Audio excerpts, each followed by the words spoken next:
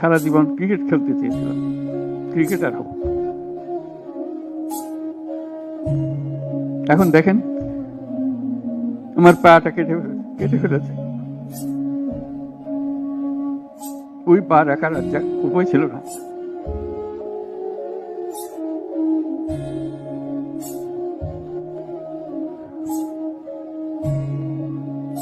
সে আমাকে জিজ্ঞেস করে, স্যার আমি ক্রিকেট খেলবো কি করে? ক্রিকেট তার মাথার থেকে যাচ্ছে না, পা নাই।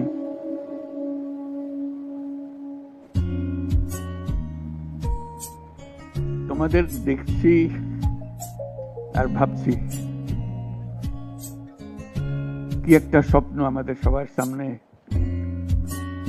তোমাদের সামনে, জাতির সামনে তোমরা নিয়ে এসছো।